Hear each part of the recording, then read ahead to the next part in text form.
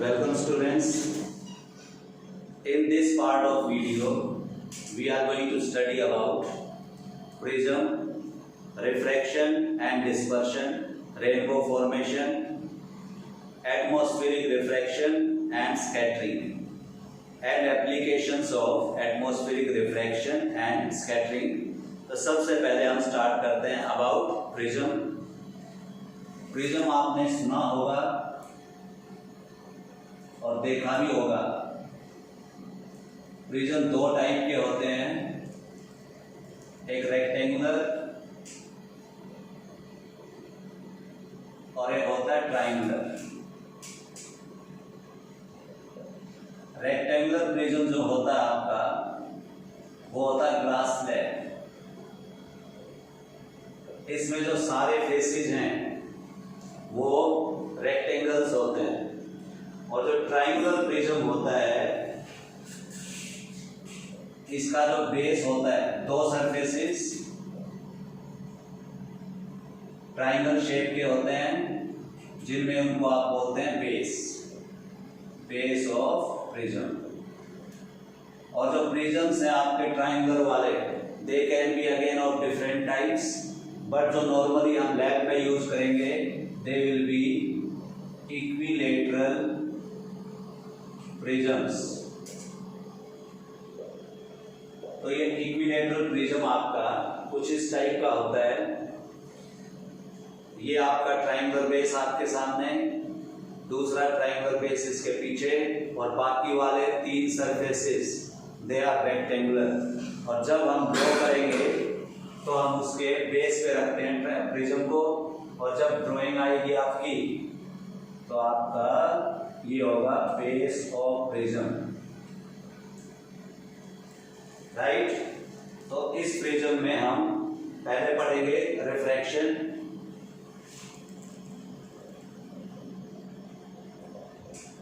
Refraction की definition आपको पता है. व्हेन अ लाइट रे enters into another medium, it deviates from its path. It changes its path due to change in its velocity or speed. और medium अलग अलग क्यों होते हैं? According to their refractive indexes and according to their optical densities. तो जिसकी optical density अलग होती है या रिफ्रैक्टिव इंडेक्स अलग होती हैं वो अलग मीडियम काउंट होते हैं. यहाँ पे हमारे पास दो मीडियम बन जाते हैं. ये आपका ग्लास का है प्रिज्म, और ये आपका इधर एयर है, और यहाँ पे भी क्या है, एयर. तो हम पढ़ेंगे एयर से जो लाइट ग्लास में एंटर करेगी प्रिज्म में और उसके बाद एयर में जाएगी, how it is going to go, what path it is going to take. तो इसको शुरू करते हैं.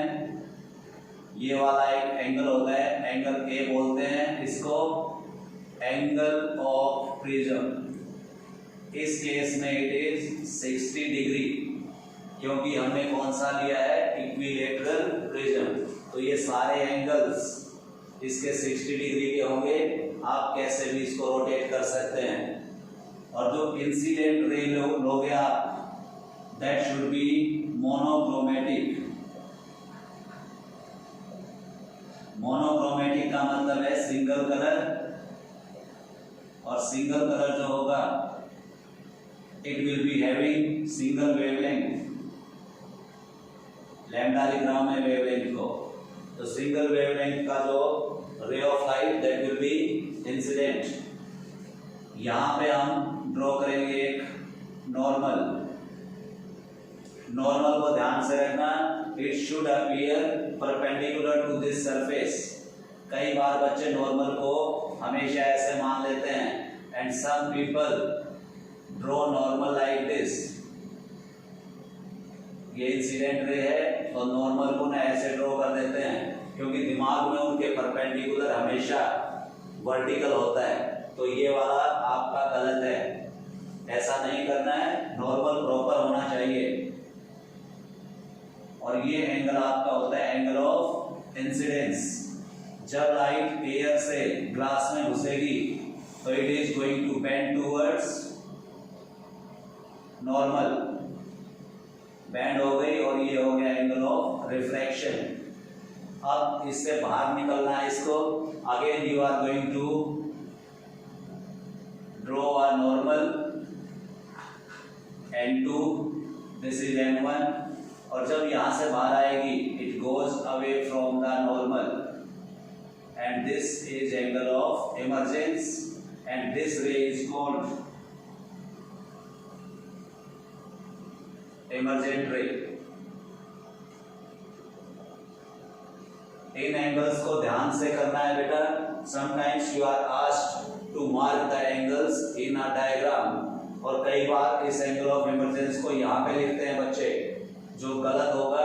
आप ध्यान रखना सही जगह इसकी। और यहाँ पे आपने क्या देखा, prism bends light ray towards its base. ये जो ट्राइंगल बनी इसका बेस है ये, तो ये बेस की तरफ इसको बेंड करती है। अब अगर हम इस रे को आगे बढ़ा देते हैं, इंसिडेंट रे को और इमर्जेंट रे को पीछे की तरफ, तो यहाँ पे आपको एक एंगल दिख रहा है, angle between incident ray and emergent रे, this is called angle D. Angle D क्या होता है, एंगल ऑफ डेविएशन। तो सारे एंगल्स लिखता हूं मैं यहाँ पे, this is angle of deviation. Angle I angle of incidence, angle R angle of refraction and angle A is angle of emergence. ये चार एंगल्स इसमें हैं। और एक आपने देखा कि प्रिज्म लाइट को क्या करता है, डेविएट। जबकि ग्लास स्लैब में आपने पढ़ा था, अगर ये ग्लास स्लैब है तो यहाँ पे if this is incident ray, actual path bending होती है, दिस इज इमर्जेंट रे, इमर्जेंट रे, दिस इज रिफ्रैक्टेड रे एंड इंसिडेंट रे। तो यहां पे आपने क्या देखा, ये क्या हुआ था, लेटरल डिस्प्लेसमेंट, बट यहां पे क्या है, इट इज डेविएशन। ये याद रखना आपको। क्यों होता है ये deviation, because its refracting surfaces are non parallel. Deviation occurs because its refracting surfaces are not parallel। ये याद रखना आपको। और इसी रीजन के कारण एक नया फिनोमेना पढ़ोगे आप, डिस्पर्शन। वो भी इसीलिए होता है क्योंकि इसके surfaces not parallel. Glass slab में डिस्पर्शन नहीं होगा because refracting surfaces are parallel to each other।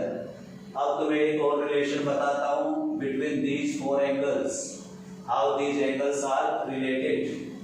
तो वो रिलेशन आपकी angle I plus angle E is equal to angle D plus angle A।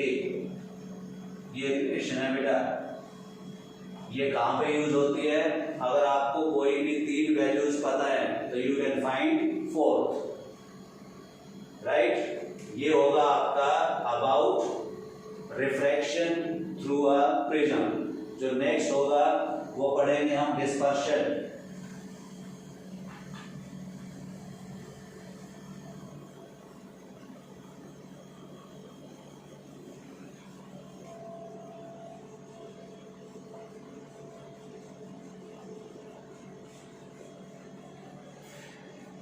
Next topic we are going to take dispersion।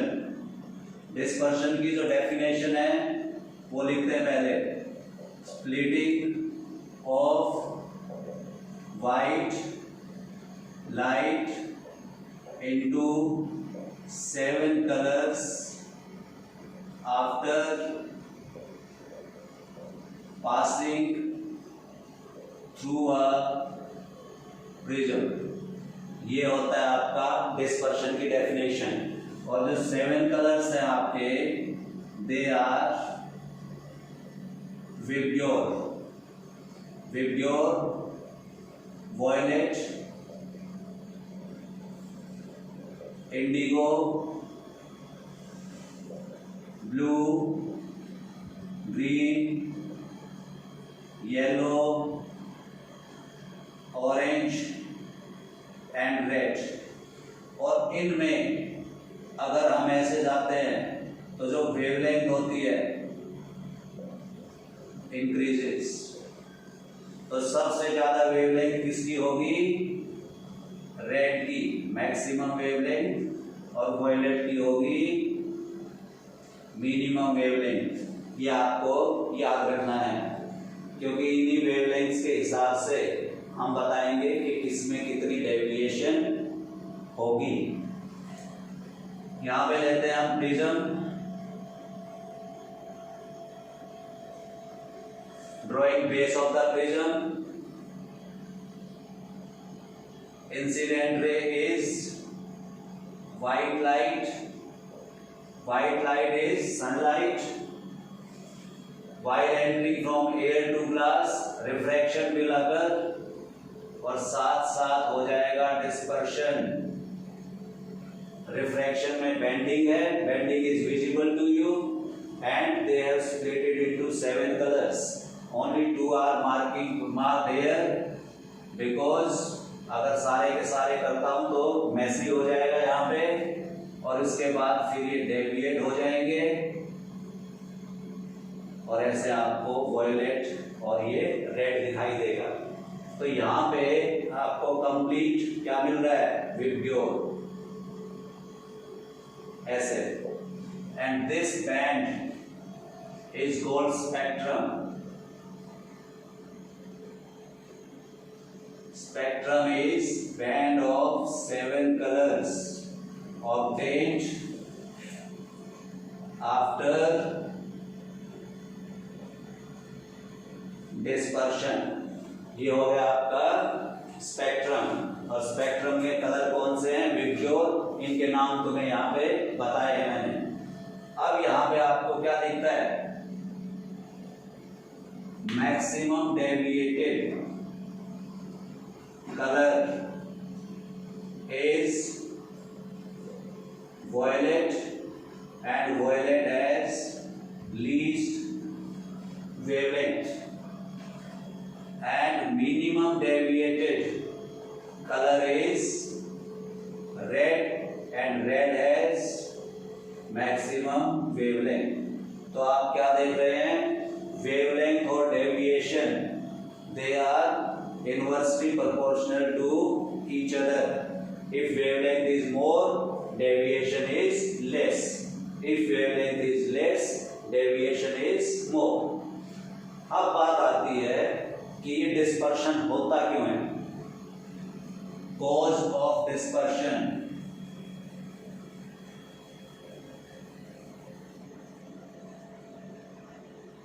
Cause देखो, white light हमें पता है made up of 7 colours. तो यहां पे लिखता हूं मैं, व्हाइट लाइट हैज 7 कलर्स। थोड़ी देर पहले बताया था मैंने, every colour will have its own wavelength. So 7 colours का मतलब we have got 7 wavelengths. 7 wavelengths होंगी, और डेविएशन जो है that depends upon wavelength. So इसके कारण होगा 7 एंगल्स ऑफ डेविएशन, और 7 एंगल बनेंगे डेविएशन के, different for different colour. So they are splitted and are visible separately. So this is dispersion and this is its cause. इसको words में लिखना है अगर आपको पेपर में आता है तो। उसके बाद हम पढ़ते हैं रिकम्बिनेशन ऑफ 7 कलर्स। कैसे इन 7 कलर्स को हम रिकम्बाइन करें? देखो प्रिज्म अगर इस शेप में था तो इसने व्हाइट लाइट को क्या कर दिया, स्प्लिट कर दिया। अब इसके आगे अगर हम उल्टा प्रिज्म लगा देते हैं तो क्या हो जाएगा, वापस रिकॉम्बिनेशन। तो डायग्राम क्या बनेगा, देखो ध्यान से, ये आपने एक प्रिज्म बनाया और दूसरा प्रिज्म सिमिलर होगा बेटा, सिमिलर प्रिज्म्स, इसको इस तरीके से लगा दिया। अगर आप इसको ध्यान से देखो, इन प्रिज्म्स को पास पास लेके आ जाते हो आप, तो क्या फिगर मिलेगा आपको, you are going to get a parallelogram, और पैरेललोग्राम इज रेक्टेंगुलर प्रिज्म। तो यहाँ पे जो सरफेसेज हैं they become parallel to each other. और तुम्हें बताया था कि ग्लास स्लैब में डिस्पर्शन नहीं होगा। तो अब इसको जोड़ो, ये कौन सी लाइट आई, व्हाइट लाइट, स्पेक्ट्रम बनेगा, ये डिस्पर्शन हो गया, बेंडिंग हो गई। अब जब दूसरे प्रिज्म में घुसेगा तो देखो बताया था कि prism bends the light towards its base. यहाँ पे ये बेस था, इसने लाइट को बेस की तरफ बेंड किया। अब देखो यहाँ पे ये बेस है तो ये इस लाइट को उधर की तरफ बेंड करेगा, बेस की तरफ।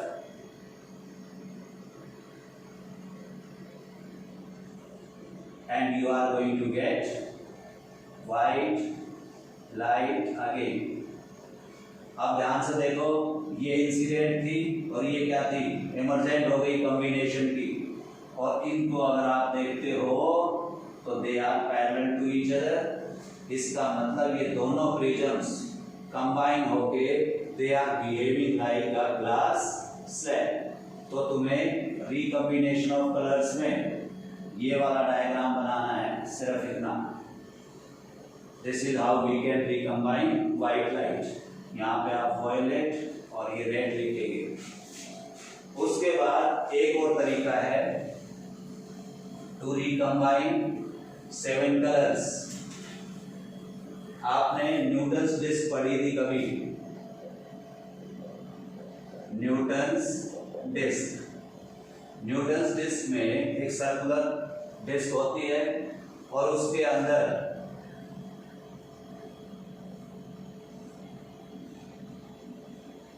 सात पार्ट होते हैं, सब में अलग अलग कलर पेंट होते हैं।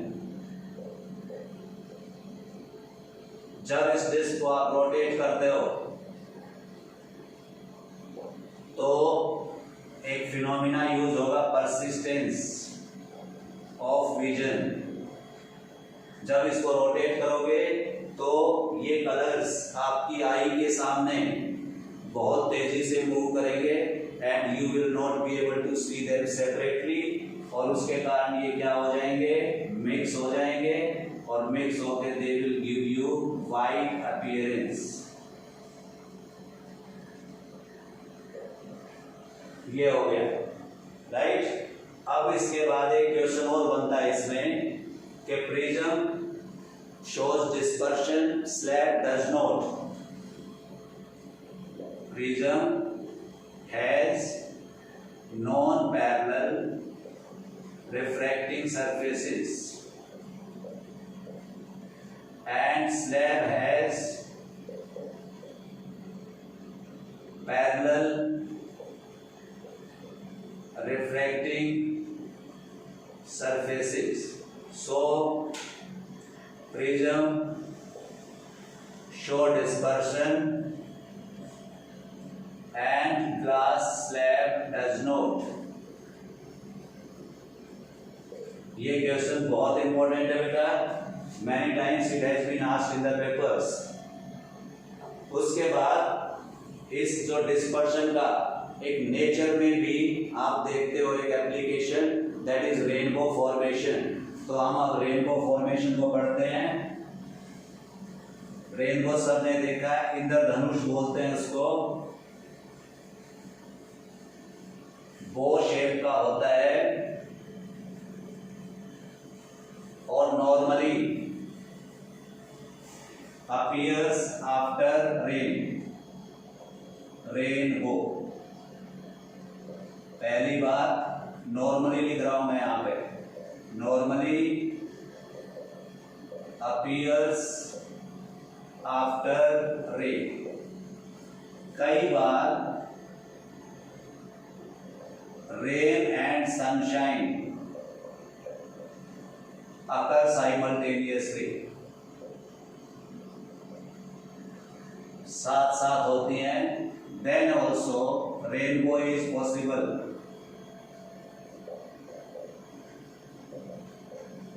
बट यहां पे होना क्या चाहिए, rain and sun should be opposite to each other, एक दूसरे के अपोजिट होना चाहिए।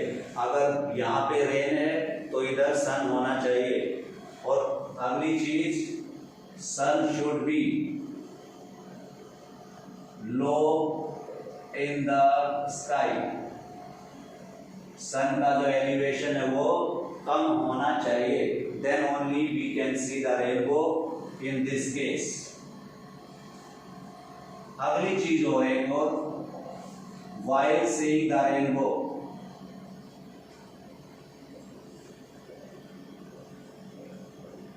मतलब जब हम रेनबो को देखते हैं या रेनबो देखना चाहते हैं, sun should be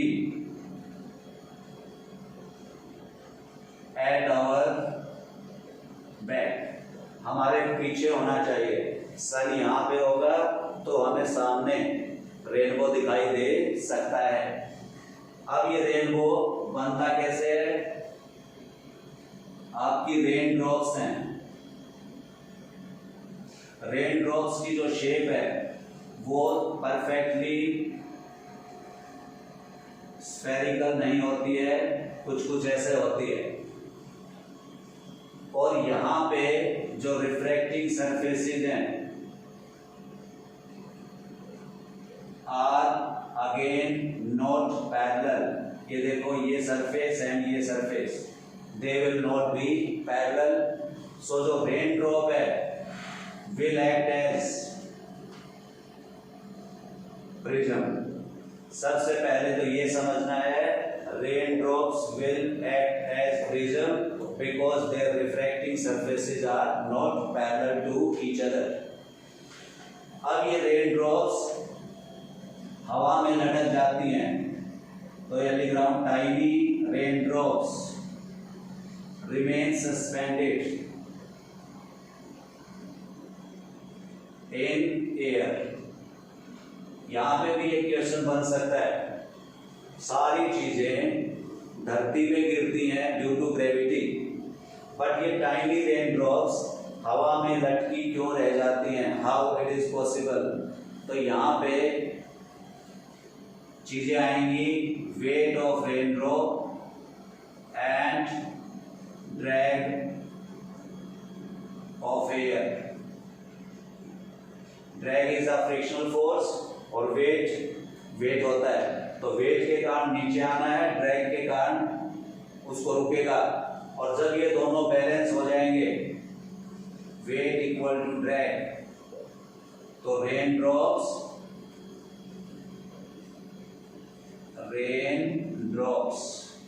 remain suspended. ये बात हो गई कि वो हवा में कैसे लटकी रह जाती हैं, और ये पता चल गया हमें वो प्रिज्म के जैसे बिहेव करेंगी। अब देखना है हमें रेनबो बनता कैसे है डायग्रामेटिकली, और उसके अंदर क्या क्या फिनोमिना होते हैं।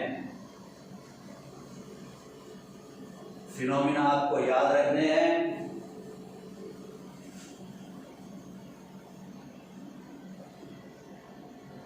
ये रेन ड्रॉप बना दी मैंने।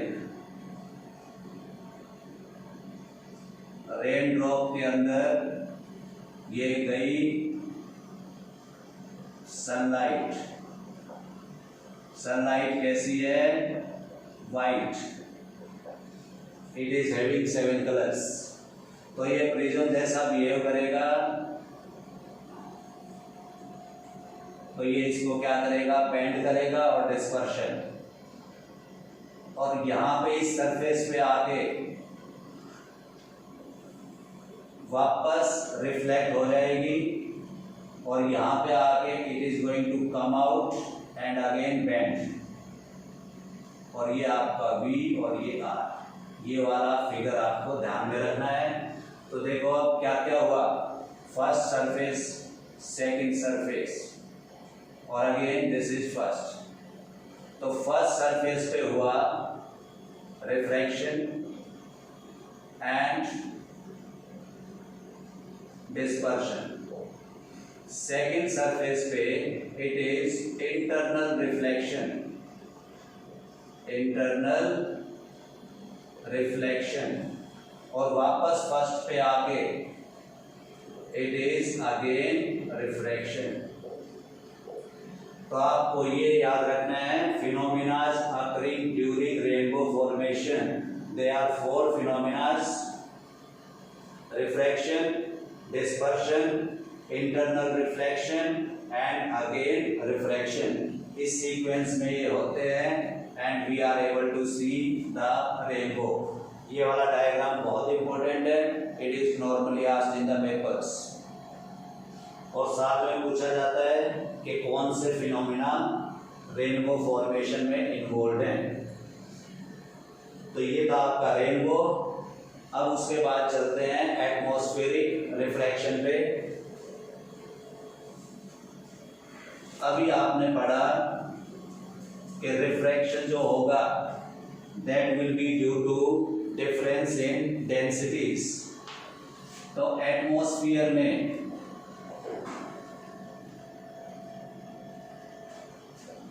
कैसे डिफरेंट डेंसिटीज हो जाती हैं, पहले वो समझना है। दिन के टाइम पे और रात के टाइम पे सिचुएशंस अलग अलग होती हैं। ये आपका लैंड है, दिन के टाइम पे लैंड गेट्स हॉटर, जब ये लैंड हॉट हो जाएगा तो इसके जो पास की एयर है, एयर ऑल्सो इज हीटेड, और हीट होने के बाद क्या होगा, एक्सपेंशन। तुम्हें पता है एवरीथिंग एक्सपेंड्स ऑन हीटिंग, और एक्सपेंड होने के बाद इट विल बिकम रेयर, और जैसे जैसे हम ऊपर जाएंगे ऊपर क्या होगा, कूलनेस बढ़ती जाएगी, कूलनेस इंक्रीज हो जाएगी, और जिसके कारण जो डेंसिटी है, डेंसिटी भी क्या हो जाएगी, इंक्रीज। तो नीचे से ऊपर जाते जाते जो लेयर्स हैं they will become denser and denser, और नीचे वाली लेयर्स क्या हो जाएंगी, रेयर। तो ऊपर से नीचे आएंगे तो रेयरनेस इंक्रीजेस, नीचे से ऊपर जाएंगे तो density increases during day. Night को इसका अपोजिट होगा, यहाँ पे land gets cooled quickly, sun चला जाएगा तो ये ठंडा हो जाएगा, और we will get different layers of air, और ये ठंडी हैं तो ये डेंसर होंगी, और ऊपर क्या होंगी, रेयर। तो आपने क्या देखा, ड्यू टू अनइवन हीटिंग, ये याद रखना है, due to uneven heating of atmosphere, layers of different densities are formed। सबसे पहली बात ये क्लियर होनी चाहिए, और जब डिफरेंट डेंसिटीज की लेयर बन गई तो will lead to रिफ्रैक्शन, और क्योंकि ये एटमॉस्फेयर में हो रहा है तो that's why it is called atmospheric refraction. तो ये हो गया कि एटमॉस्फेरिक रिफ्रैक्शन है क्यों होता है, कैसे लेयर्स बनती हैं। अब उसके बाद पढ़ेंगे हम इसकी एप्लीकेशंस, क्या क्या होता है इसके कारण। सब ने नॉर्मली स्टार्स देखे होंगे और 7th 8th में तुम्हें पढ़ाया गया था कि जो सेलेस्टियल ऑब्जेक्ट्स एटमॉस्फेयर में ट्विंकलिंग करते हैं they are stars and which do not twinkle they are planets. तो अब यहाँ पे पढ़ना हमें स्टार्स ट्विंकल क्यों करते हैं और प्लैनेट्स ट्विंकल क्यों नहीं करते। Again important topic. तो पहला लिखते हैं हम ट्विंकलिंग ऑफ स्टार्स। तो पहली बात याद रखनी है, stars are very far from us, so they appear as point source of light। सबसे पहले तो ये याद रखना है stars are point sources of light. तो ये जो लाइट यहां से निकलेगी सोर्स से, at night the light from star enters atmosphere and undergoes refraction। अभी बताया था कि रात को नीचे की तरफ जमीन के पास लेयर्स आर डेंसर और ऊपर क्या होती है रेयर। तो रेयर से डेंसर में जाएगी तो रिफ्रैक्शन होगा,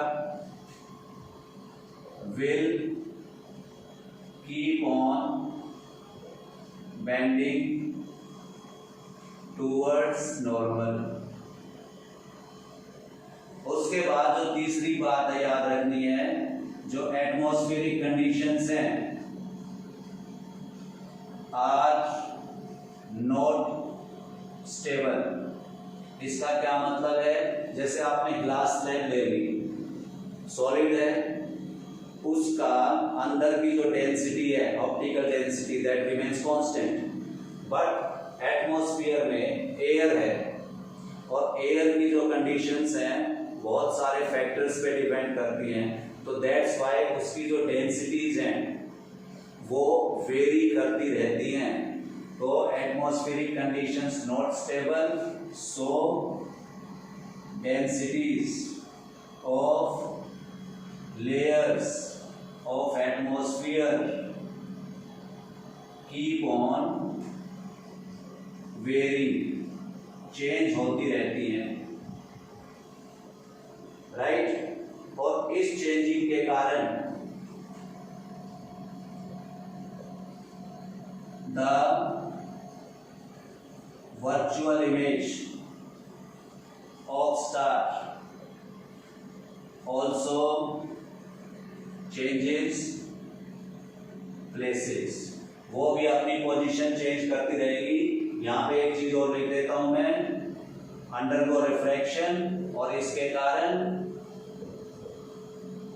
virtual image of star is formed. और कहां पे बनेगी याद रखना, above its actual position. Diagram बनाएंगे तो और क्लियर हो जाएगा। तो ये virtual image will keep on changing places और इसके कारण amount of light reaching us will also very, change होती रहेगी और इसके कारण गिव्स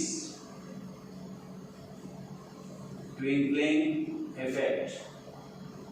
अगर आपके पास amount of light reaching constant नहीं है, चेंज होती रहती है, तो that gives you twinkling effect. अब इसका डायग्राम समझो, ये हो गई डिफरेंट लेयर्स। यहां पे है कोई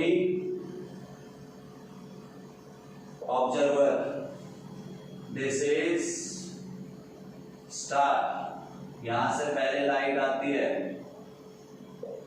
स्ट्रेट आई क्योंकि यहाँ पे है वैक्यूम, एटमॉस्फेयर में से बाहर वैक्यूम है और वैक्यूम में लाइट स्ट्रेट ट्रेवल करेगी। जब ये एटमॉस्फेयर में घुसेगी तो it will keep on bending towards normal, और इस बेंडिंग के कारण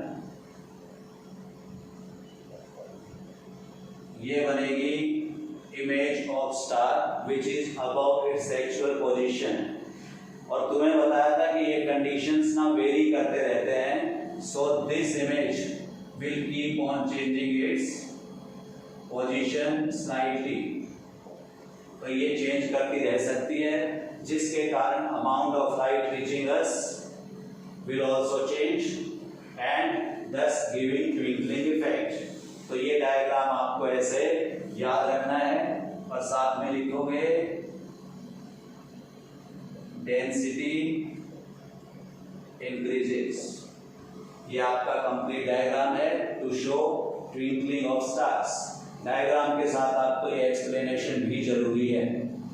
उसके बाद आता है प्लैनेट्स डू नॉट ट्विंकल, क्यों नहीं करते हैं, उसका कोई डायग्राम नहीं करना आपको, वैसे समझनी है बातें।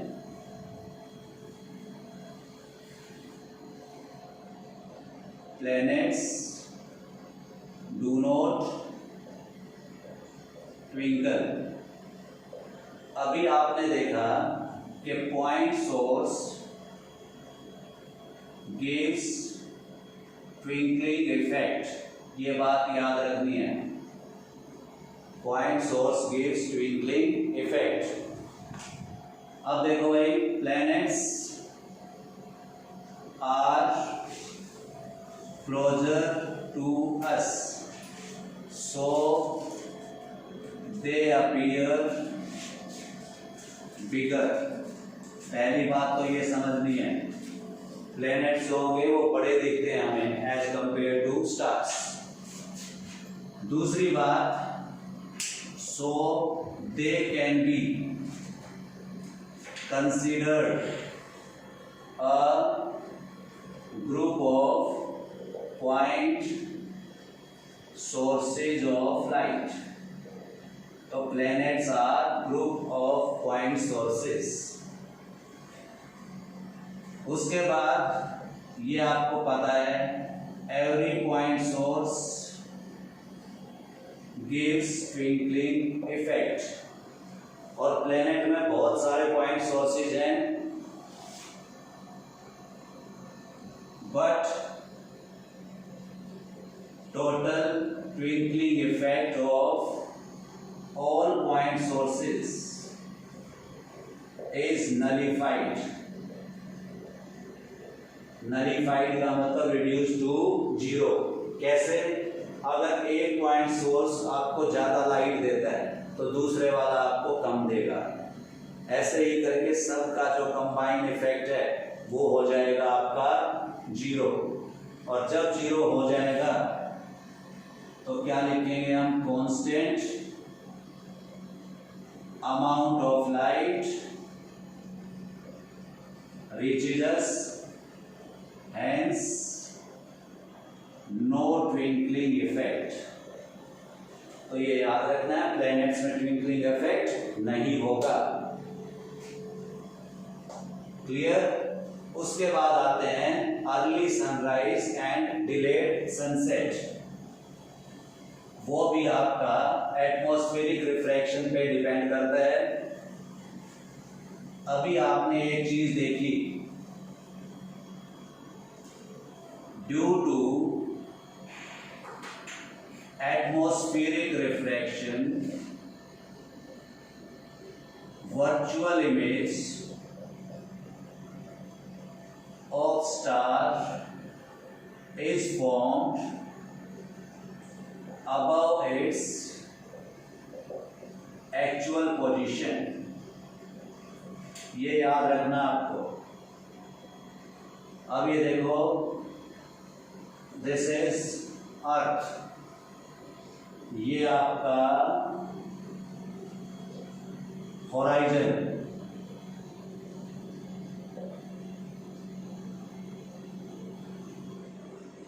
एट सनराइज ईस्ट में होता है और यहां पे हम देखेंगे एट सनसेट किधर होगा, ये वेस्ट में। दोनों डायग्राम्स को मैं इकट्ठा कर रहा हूं। At sunrise when sun is below the horizon, sun is below the horizon and we are not able to see it. तो यहां से जो रेज निकलती हैं सन की,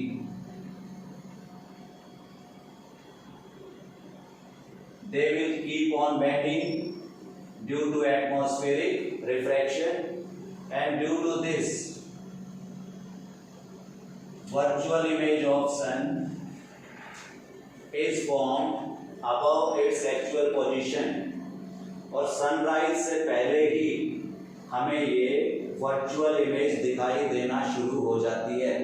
That's why we say it is early sunrise। Similar case occurs when at sunset, when sun has gone down the horizon. Actually sun has gone down the horizon, but again atmospheric refraction, light ray keeps on bending, and due to which virtual image is formed above its actual position, and we keep on seeing this virtual image। सन जा चुका है, उसकी image हमें दिखाई देती है। यहाँ पे सन आया नहीं है बट इमेज हमें दिखाई देने लग जाती है। So this is the case of early sunrise and this is the case of delayed sunset. तो बेसिकली हमें क्या लिखना है, at sunrise when the sun is below the horizon, due to atmospheric refraction, its virtual image is formed above its actual position, and we are able to see that image before actual sunrise. So this is early sunrise. Same you can write at sunset when the sun has gone down below the horizon. Due to atmospheric refraction, its virtual image is formed above its actual position, and we are seeing the virtual image of the sun। So this is delayed sunset। और इस सारे process के बीच में जो time gap है, this is 2 minutes, और 2 minutes यहाँ पे मतलब क्या हुआ, we can see the sun 2 minutes before actual sunrise and can see the sun for 2 minutes after actual sunset। तो इस एटमॉस्फेरिक रिफ्रैक्शन के कारण, due to atmospheric refraction, the length of the day is increased by 4 minutes। तो 4 minute length of the day increases due to atmospheric refraction. उसके बाद बेटा ये हो गई आपकी एटमॉस्फेरिक रिफ्रैक्शन की। अब हम नेक्स्ट टॉपिक लेंगे स्कैटरिंग ऑफ लाइट, और उसके ऊपर बेस है एक फिनोमिना टिंडल इफेक्ट, और उसकी एप्लीकेशन देखते हैं। तो सबसे पहले हम लिखते हैं टिंडल इफेक्ट। 9th क्लास में आपने पढ़ा था कि when light passes through suspension और कोलॉइड्स,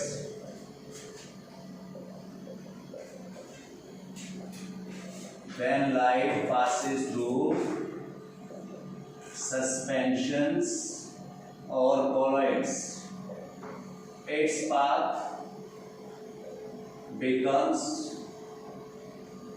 visible, और इसी को बोलते हैं टिंडल इफेक्ट। और ये जो टिंडल इफेक्ट है आपको बहुत सारी जगह दिखाई देता है। आप अंधेरे कमरे में बैठे हैं और किसी रोशनदान से लाइट आती है तो आपको वो बीम दिखती है। रात को आपकी गाड़ी की हेडलाइट की बीम दिखती है आपको। टॉर्च अगर आप जलाते हो तो उसकी भी बीम विजिबल होती है। तो visibility of that path of light, that is called Tyndall effect. अब ये टिंडल इफेक्ट जो है is based on scattering of light. ये लाइट का फिनोमिना है और टिंडल इफेक्ट उसका एप्लीकेशन है। तो अगर कोई पूछता है on which phenomena of light Tyndall effect is dependent, तो आप लिखोगे स्कैटरिंग ऑफ लाइट। अब बात आती है what is scattering of light. तो देखो ध्यान से, ये एक पार्टिकल है, पार्टिकल पे लाइट गिरती है। पहला जो काम होगा वो होगा एब्जॉर्प्शन ऑफ लाइट। तो मतलब जब लाइट पार्टिकल पे गिरेगी तो particle will absorb the light, और उसके बाद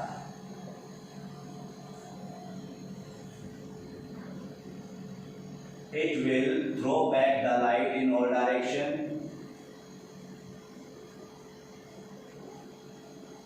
emit back the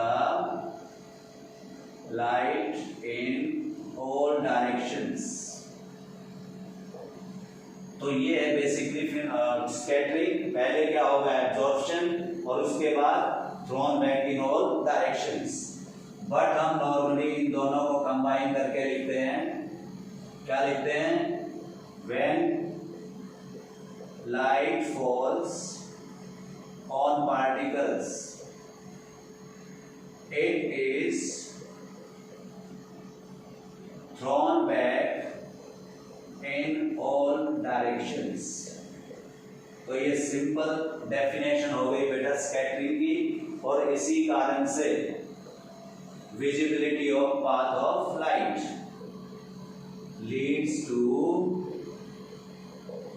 visibility of path of light। ये आपका है स्कैटरिंग। अब ये जो स्कैटरिंग है किस किस चीज पे डिपेंड करती है? Factors affecting scattering. पहला है बेटा पार्टिकल साइज। पार्टिकल साइज के हिसाब से देखो आप, अगर पार्टिकल्स आपके वेरी स्मॉल हैं तो दे विल स्कैटर स्मॉलर वेवलेंथ्स। ये याद रखना है बेटा आपको, small particles scatter smaller wavelength. उसके बाद bigger particles, they scatter bigger wavelengths। और अगर उससे भी बड़े पार्टिकल्स हों तो we write even bigger particles.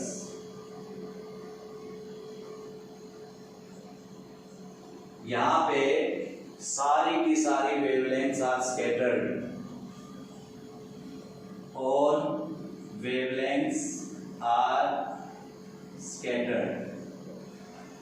तो जो स्मॉलर वेवलेंथ स्कैटर होंगी तो आपको अपीयर होंगी चीजें ब्लू, लार्जर होंगी तो आपको दिखेंगी रेडिश, और ये होंगी आपकी तो आपको दिखेगा व्हाइट।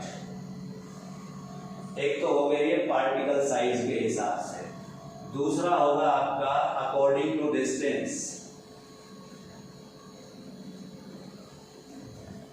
कि अकॉर्डिंग टू डिस्टेंस स्कैटरिंग कैसे वेरी करती है। दूसरा यहां पे करते हैं, दूसरा फैक्टर डिस्टेंस। एक सिंपल सी चीज देखो, ये एक ट्रैक है बहुत लंबी, और यहाँ से सारे के सारे एथलीट्स भागना शुरू करते हैं। सारे के सारे ट्रेंड नहीं हैं, तो व्हाट विल हैपन, एक पोजीशन आएगी जहां पे बहुत सारे क्या कर देंगे, क्विट कर देंगे रेस को।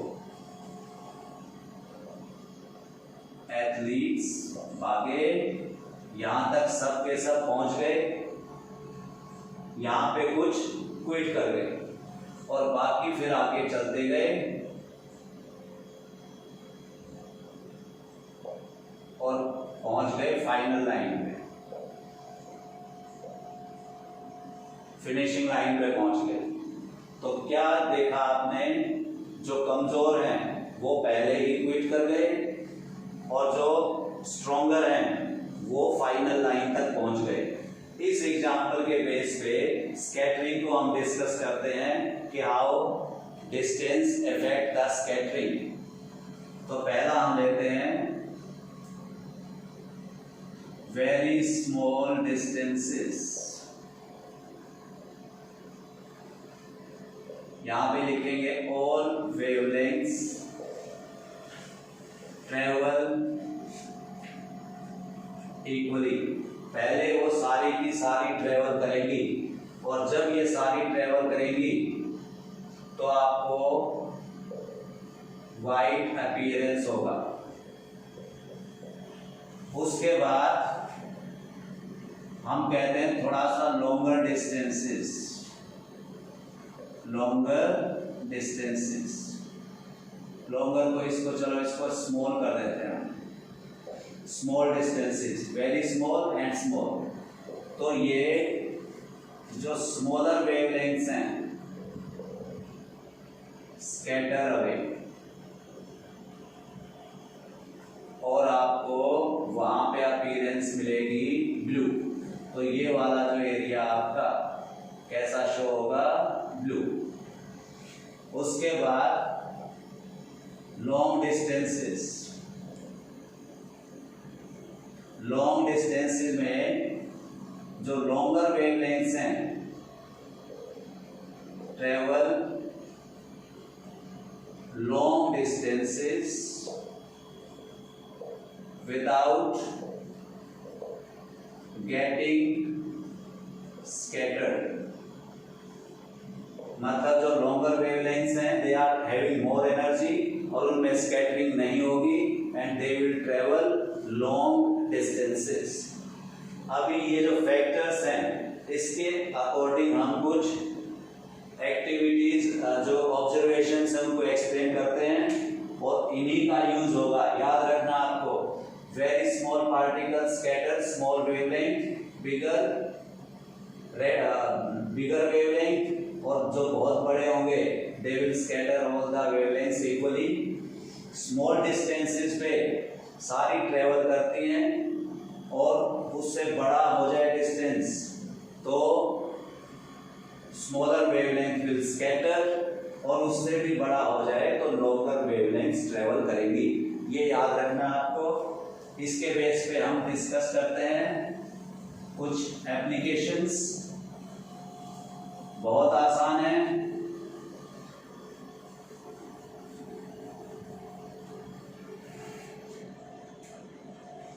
पहला करते हैं blue colour of sky. Sky appears blue why. तो पहली बात देखो, after rain dust particles settle down, और डस्ट पार्टिकल सेटल हो गए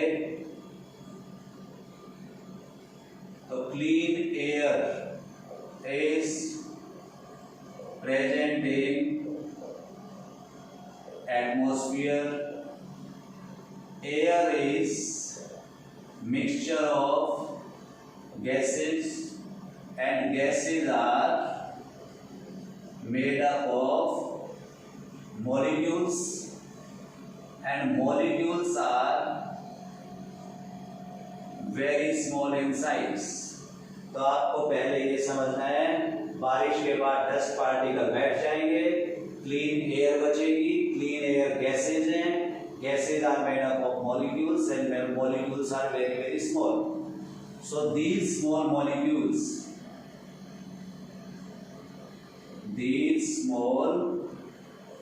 molecules of air will scatter smaller wavelengths, और ये कौन सा रीजन है आपका? Blue reason. स्मॉलर वेवलेंथ में आपकी ये तीन आती हैं, वायलेट, इंडिगो, ब्लू, और ब्लू रीजन है। So that's why sky appears blue. उसके बाद आती है बेटा dark space to astronauts.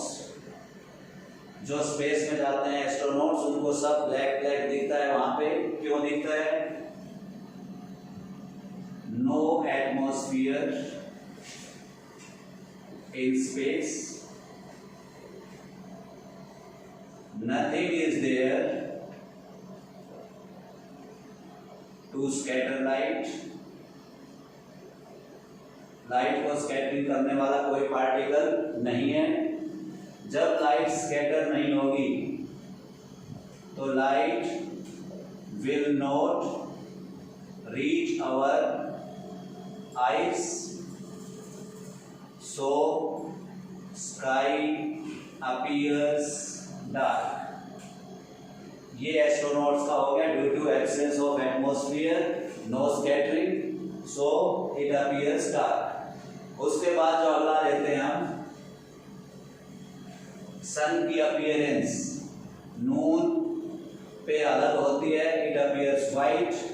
Sunrise और सनसेट के टाइम पे इट अपीयर्स नून के टाइम पे इट अपीयर्स व्हाइट, और सनराइज और सनसेट के टाइम पे इट अपीयर्स रेडिश। तो यहां पे लिखते हैं appearance of sun at sunrise or sunset and at noon। देखो बेटा, ये आपका अर्थ है, and this is the path taken by sun। तो ये हम ऑर्बिट ऑफ सन बोल देते हैं। एक्चुअल में तुम्हें पता होगा सन मूव नहीं करता, अर्थ रोटेट करती है, बस रिवॉल्व करती है around the sun. But due to difference in reference point हमें दिखता है कि sun is going round earth. तो सनराइज और इधर होगा सनसेट। तो यहां पे आप देखो, ये जो डिस्टेंस है एंड कंपेयर दिस डिस्टेंस, ये नून के टाइम पे, एंड ये डिस्टेंस। तो यहां पे लिखता हूं डी सनसेट, ये लिख दिया डी सनराइज, और ये लिखता हूं डी नून। तो क्या देखा आपने? Distance of sun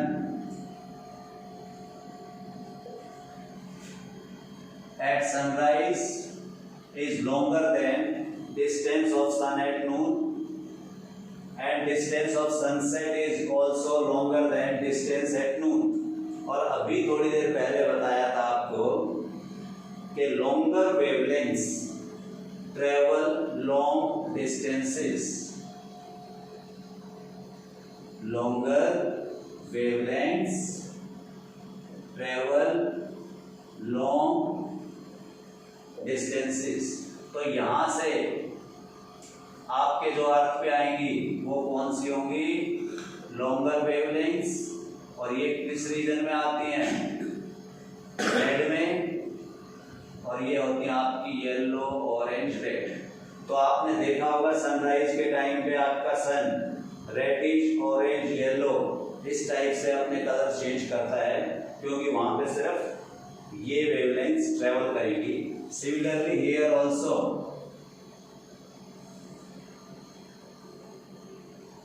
longer wavelengths yellow, orange, red, तो ये ट्रेवल करेगी, इसलिए सनसेट पे भी आपको सन अपीयर्स येलो, ऑरेंज और रेड।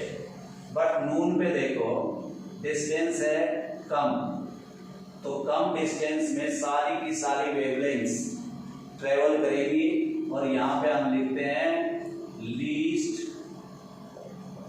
Scattering occurs. यहां पे बहुत कम स्कैटरिंग होगी और सारी की सारी वेवलेंथ्स, all wavelengths reach us, so sun appears white. तो नून के टाइम पे सन अपीयर्स वाइट, सनराइज पे रेडिश, सनसेट पे रेडिश। ये वाला क्वेश्चन, ये डायग्राम इस बार में 1920 में, मतलब मार्च 2020 में जो पेपर हुए थे तुम्हारे, उसमें ये 3 नंबर का आया था फॉर 3 मार्क्स, सिर्फ डायग्राम, राइट। तो प्रैक्टिस करने डायग्राम्स इंपॉर्टेंट है बेटा। उसके बाद इसी डिस्टेंस के अकॉर्डिंग मैं एक चीज और बताना चाहता हूं तुम्हें। नॉर्मली तुमने देखा होगा ट्रैफिक लाइट्स पे जो स्टॉप वाली होती है वो होती है रेड, और डेंजर सिग्नल्स भी आपके रेड कलर के होते हैं। क्यों होते हैं? Danger signals are red. Why? Simple सी बात, red color has longest wavelength, so it travels long distances without scattering, so it can be seen from very long distances। तो डेंजर सिग्नल का जो काम होता है वो यही है कि बहुत दूर कोई है तो उसको बताया जाता है कि डेंजर इज देयर, तो उसको सिग्नल देना है, तो we are going to use red colour. कारण लॉन्ग डिस्टेंसेस ट्रेवल करेंगे रेड कलर, क्योंकि उनकी लॉन्गेस्ट वेवलेंथ है। उसके बाद बेटा एक छोटी सी एक्टिविटी और है, टू शो के blue colours scatter at smaller distances and red color travels long distances। बड़ी सिंपल सी है, इसमें से भी क्वेश्चन कई बार पूछ लिया जाता है। ये एक ट्रांसपेरेंट बीकर है, ट्रांसपेरेंट, इसके अंदर है सोडियम थायो सल्फेट का सॉल्यूशन, सोडियम थायो सल्फेट। यहां पे एक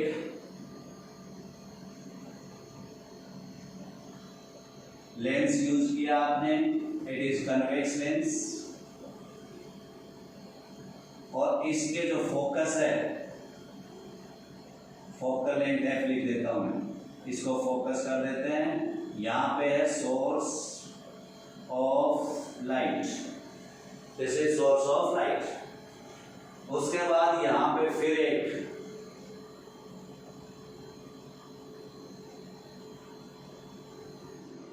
कन्वेक्स लेंस लगाएंगे और इसके फोकस पे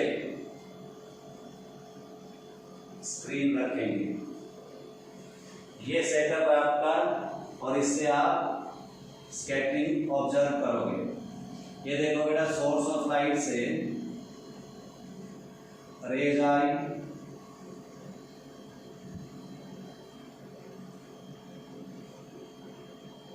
after passing through this lens they become parallel to principal axis.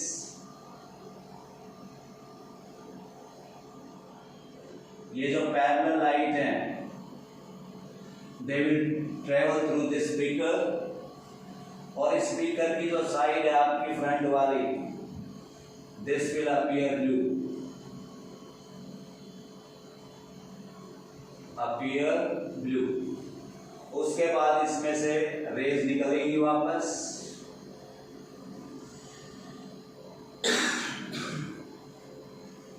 और ये जो पैरेलल रेज हैं ये लेंस इसको फिर क्या कर देगा, कन्वर्ज एक पॉइंट पे, इमेज बनेगी एक स्क्रीन पे, और ये इमेज आपको will appear yellow, orange and red, mixture of yellow, orange and red। इससे आपको क्या शो होता है कि at smaller distances smaller wavelengths get scattered and longer wavelengths can travel long distances without getting scattered। So ये activity आपको ध्यान में रखनी है, ये पक्का याद रखना है कि it is filled with sodium thiosulphate. और यहाँ पे आपने कन्वेक्स लेंस की वर्किंग भी देख ली कि अगर फोकस से लाइट आती है तो becomes parallel to principal axis, और parallel light parallel rays to the principal axis converge at focus. ये भी आपने इसमें देख लिया। तो जब भी आप कुछ पढ़ते हो तो open up your mind and use all the knowledge you have and try to satisfy your queries. Okay, thank you.